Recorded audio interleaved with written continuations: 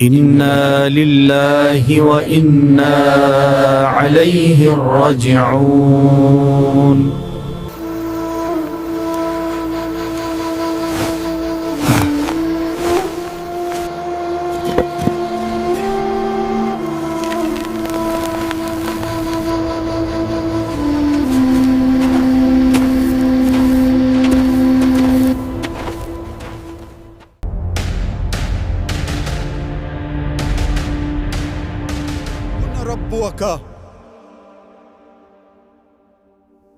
میرا رب اللہ ہے، میرا دین اسلام ہے۔ کیا آپ نے کبھی خاموشی کو سنا ہے؟ وہ خاموشی جو آخری سانس کے بعد چھا جاتی ہے، وہ لمحہ جب زبان رک جاتی ہے، آنکھیں ٹھہر جاتی ہیں اور دل دنیا سے اپنا رشتہ توڑ لیتا ہے۔ اس لمحے لوگ آپ کے ارد گرد ہوتے ہیں لیکن آپ ان تک نہیں پہنچ پاتے۔ آوازیں سنائی دیتی ہیں مگر جواب دینے کی طاقت ختم ہو چکی ہوتی ہے۔ جسم بستر پر ہوتا ہے اور روح ایک ایسے سفر پر روانہ ہو چکی ہوتی ہے جس کا راستہ سب نے سنا ہے مگر نقشہ صرف سچوں کو ملا ہے۔ یہ پہلا لمحہ ہے برزخ کا، یہ پہلی رات ہے قبر کی، اور یہ وہ دن ہے جن کا ذکر ہم سنتے تو ہیں مگر محسوس نہیں کرنا چاہتے۔ آج ہم بات کریں گے اس دنیا کی جہاں وقت نہیں مگر انتظار ہے، جہاں آواز نہیں مگر سوال ہے، اور جہاں روشنی یا اندھیرا صرف ایک چیز سے طے ہوتا ہے، عمل۔ یہ راز ہمیں سب سے بہتر وہ ہستی بتا سکتی ہے جو خود سچائی کی زبان تھی، ہمارے نبی محمد صلی اللہ علیہ وآلہ وسلم۔ آئیے اس سفر کا آغاز کرتے ہیں۔ ہمارے نبی صلی اللہ علیہ وآلہ وسلم نے فرمایا، ہر روح کو موت کا مزہ چکھنا ہے۔ اب وہ وقت آ گیا ہے جسے تم سالوں سے ٹلا آتے تھے، جسے تم سمجھتے تھے کہ کبھی نہیں آئے گا۔ آخری سانس، زبان بول نہیں سکتی، آنکھیں ایک جگہ جم جاتی ہیں، دل ایک بار دھڑکتا ہے اور پھر رک جاتا ہے، پیروں سے ٹھنڈک شروع ہوتی ہے اور پورا بدن ٹھنڈا پڑ جاتا ہے۔ لیکن یہ کوئی معمولی ٹھنڈک نہیں، یہ اشارہ ہے کہ روح جسم سے نکلنے والی ہے۔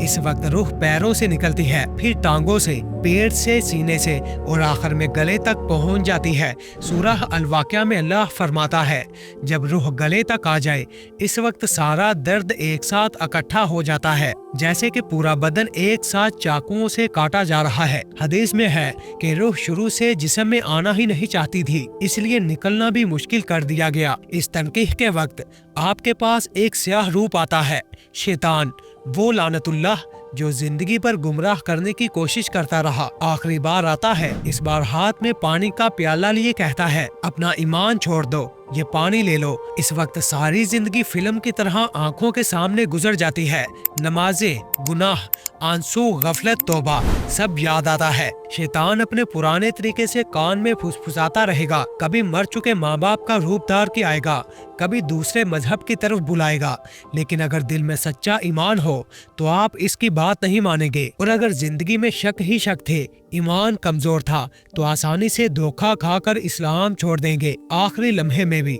لیکن اس کی کوئی ڈائریکٹ حدیث نہیں کہ شیطان پیالہ لے کر آئے گا، یہ تفسیر میں ایک ویک نریشنز کے ساتھ ہے، لیکن اسے سن کر توبہ کرنا آسان ہو جاتا ہے۔ نبی صلی اللہ علیہ وسلم نے فرمایا، تم جس حال میں مرو گے اسی حال میں اٹھائے جاؤ گے۔ جو ایمان کے ساتھ زندگی گزارے گا اس کے آخری الفاظ اشہد ان محمدن رسول اللہ ہوں گے۔ کافر کا موت کا عالم بہت دردناک ہوتا ہے، فرشتے پکارتے ہیں، اے بدبخت روح، نکل جہنم کے عذاب کی طرف۔ روح کو رگوں سے کھینچ کر نکالا جاتا ہے، جسم لرزتا ہے، اندر کے اعضاء الٹ پلٹ ہو جاتے ہیں، جسم روح کو روکنا چاہتا ہے لیکن فرشتے اللہ کے حکم سے زور سے کھینچ لیتے ہیں۔ اب توبہ کا وقت نہیں، ایمان لانے کا وقت نہیں۔ نبی صلی اللہ علیہ وسلم نے فرمایا، مومن کی روح ایسے نکلتی ہے جیسے پانی مٹکا سے بہتا ہے، بالکل آسانی سے۔ کافر کی روح ایسے نکلتی ہے جیسے گیلی اون سے کانٹے والا دار نکالا جائے، رگیں نسیں سب ٹوٹ جاتی ہیں۔ کافر کی روح اسرائیل علیہ السلام لیتے ہیں، پھر دوسرے فرشتے اسے ایک کھردرے کپڑے میں لپیٹ دیتے ہیں جس سے دنیا کی سب سے بدتر بدبو آتی ہے۔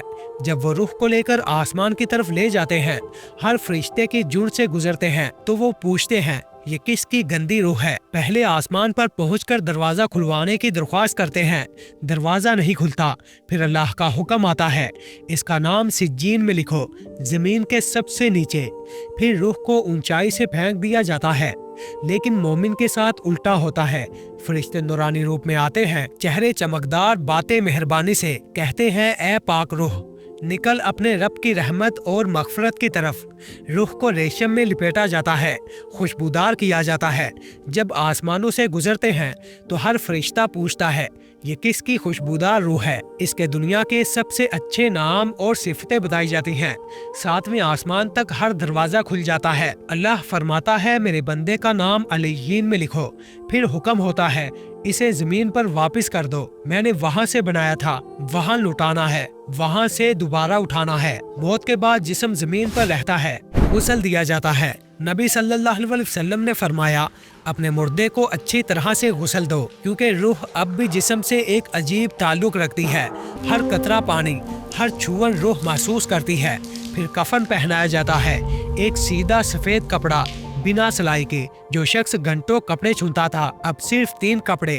جنازہ ہوتا ہے، نماز جنازہ پڑھی جاتی ہے، پھر قبر میں اتارا جاتا ہے، پہلی مٹھی مٹی کی ڈالی جاتی ہے۔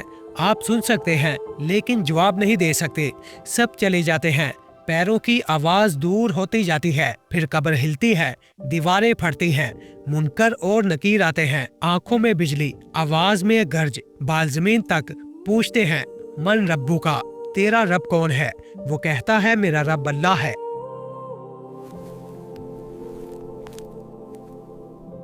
میرا رب اللہ ہے۔ مادینو کا، تیرا دین کیا ہے؟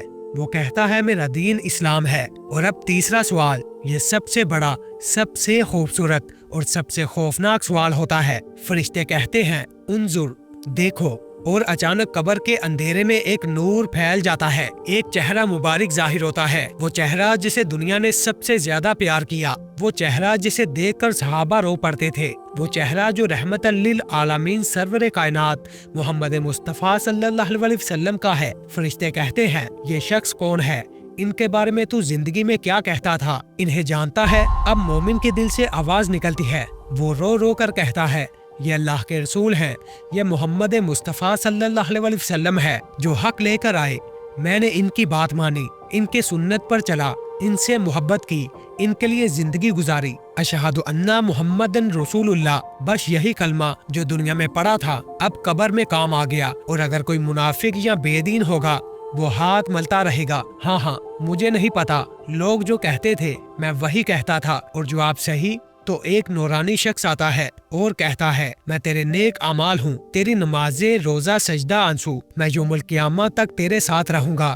قبر وسیع ہو جاتی ہے، جنت کا جھونکا آتا ہے، جنت کا دروازہ کھلتا ہے، سکون ملتا ہے، لیکن اگر جواب نہ دے سکے، غفلت میں زندگی گزاری، نمازیں چھوڑی، تو وہ کہتا ہے مجھے نہیں پتا، مجھے نہیں پتا۔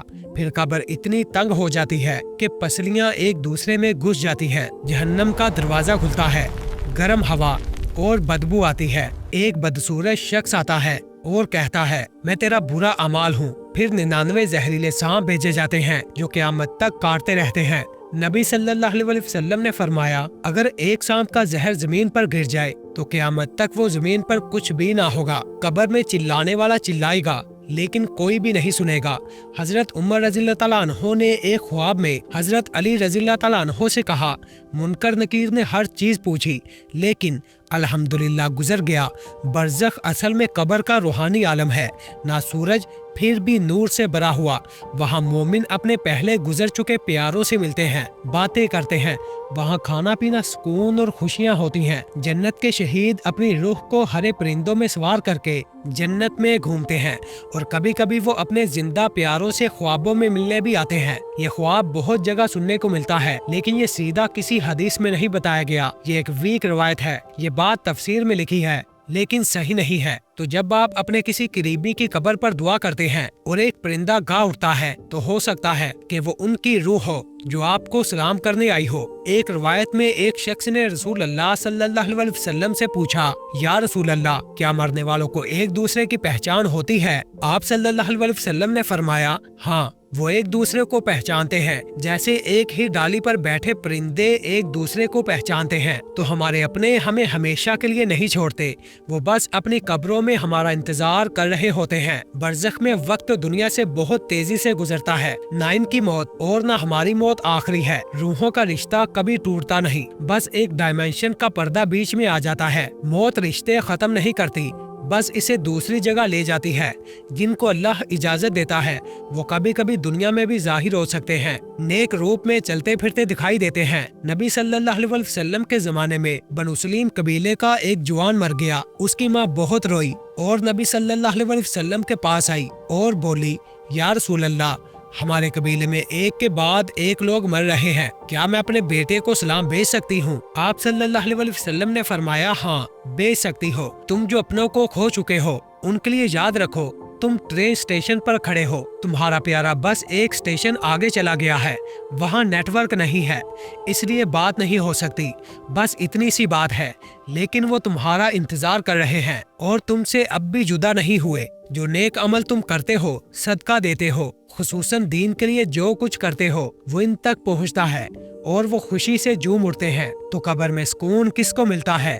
رسول اللہ صلی اللہ علیہ وسلم نے فرمایا، شہید کے لیے اللہ کے پاس 6 انعام ہے، گناہ معاف، جنت دکھا دی جاتی ہے، قبر کے عذاب سے بچایا جاتا ہے، قیامت کے خوف سے محفوظ رکھا جاتا ہے، سر پر وقار کا تاج پہنایا جاتا ہے، ایک یاقوت دنیا سے بھی بہتر دیا جاتا ہے، اور 72 حوریں اور 70 رشتہ داروں کی شفاعت دی جاتی ہے۔ ایک اور حدیث میں فرمایا، ہر شخص کا نامہ اعمال موت کے بعد بند ہو جاتا ہے، سوائے اس کے جس کا دل اللہ کی راہ میں لگا رہا، اس کے عمل قیامت تک بڑھتے رہتے ہیں اور قبر کے فتنے سے بچا لیا جاتا ہے۔ تمہاری نماز، تمہارے نیک عمل، تمہارے صدقے، یہ سب مرنے والوں کے لیے دنیا کی ہر چیز سے قیمتی تحفے ہیں۔ ایک آدمی نبی صلی اللہ علیہ وسلم کے پاس آیا اور کہا کہ میری ماں گزر گئی، اگر وہ حیات ہوتی تو صدقہ کرتی، کیا میں ان کے نام پر صدقہ دے سکتا ہوں؟ آپ صلی اللہ علیہ وسلم نے فرمایا، ہاں بالکل، یہ صرف ماں باپ کے لیے نہیں، ہر اپنے کے لیے ہے۔ وہ لوگ ایک اسٹیشن آگے تمہارا انتظار کر رہے ہیں،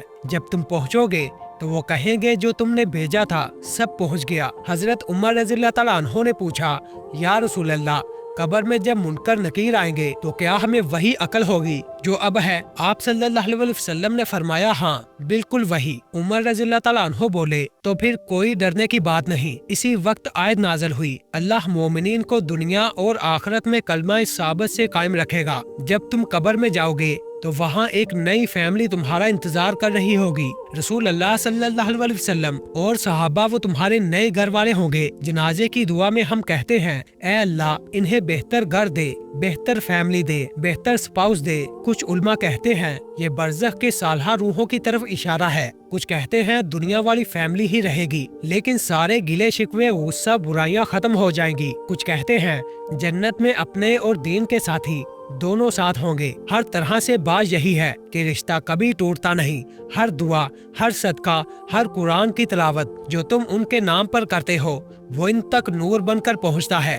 انسان کے سینسز لمیٹڈ ہے، بعض 8 گنا دور تک دیکھ سکتا ہے، مکھی الٹرا وائلٹ دیکھ سکتی ہے، بلی اندھیرے میں ہلتی چیزیں دیکھ سکتی ہے، کتا دور سے سونگ لیتا ہے۔ اللہ نے ہمیں بالکل پرفیکٹ سینسز دیا ہے، جتنا ہم سہ سکتے ہیں۔ نبی صلی اللہ علیہ وسلم نے فرمایا، جب مرغا بولے تو اللہ سے بھلائی مانگو، اس نے فرشتہ دیکھا ہے، جب گدھا چلائے تو اللہ کی پناہ مانگو، اس نے شیطان دیکھا ہے۔ قبر کے عذاب کی آواز ہر جانور سنتا ہے سوائے انسان اور جن کے، اور اگر ہم سن لیتے تو زندگی گزارنا مشکل ہو جاتا۔ پہلے 40 دن بہت اہم ہوتے ہیں۔ روح قبر میں اکیلی ڈرتی ہوئی لیٹی ہوتی ہے، پھر فرشتے آتے ہیں، تیرے بیٹے نے دعا کی، تیری بیٹی نے صدقہ کیا، تیرے سکھائے ہوئے علم پر کسی نے عمل کیا۔ یہ ایسا ہے جیسے جلتی زمین پر ٹھنڈی بارش ہے۔ یہ زندہ لوگوں کے لیے بھی سبق ہے، ایک دن ہم بھی قبر میں ہوں گے، کوئی ہمارے لیے بھی دعا کرے گا۔ موت کے بعد 3 چیزیں ہمیشہ فائدہ دیتی ہیں، صدقہ جاریہ، نفع مند علم، نیک اولاد جو آپ کے لیے دعا کرے۔